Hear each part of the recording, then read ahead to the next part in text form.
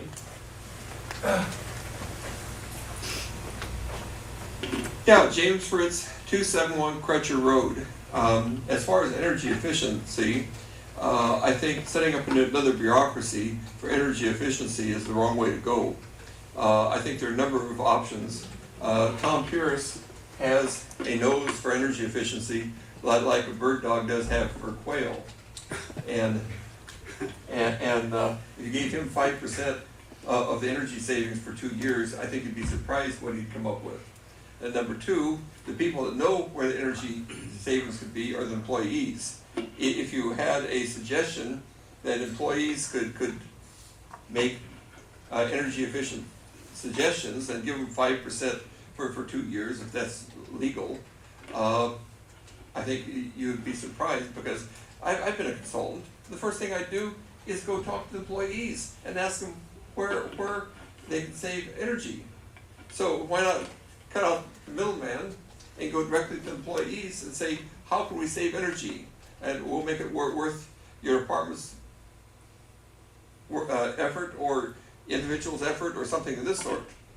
The third thing is you could probably get a contractor in here for free to give a rough estimate of how much it would take to retrofit this building to make it earthquake resistant, energy efficient, and replace the electrical and plumbing.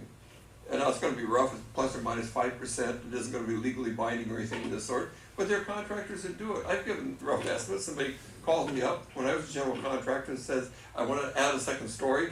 How much is it going to cost? I walk through the building and do some figuring, a few hours work, and I say, well, it's going to cost roughly this much. If you decide to go on it, I'll give you a specific bid.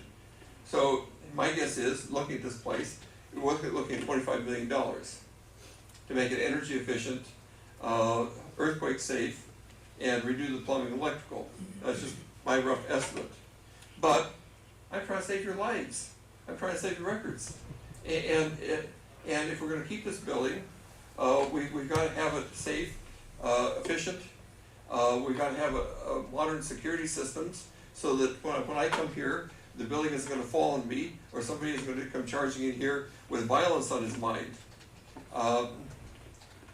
So there are a whole bunch of things. Lastly, you need good records.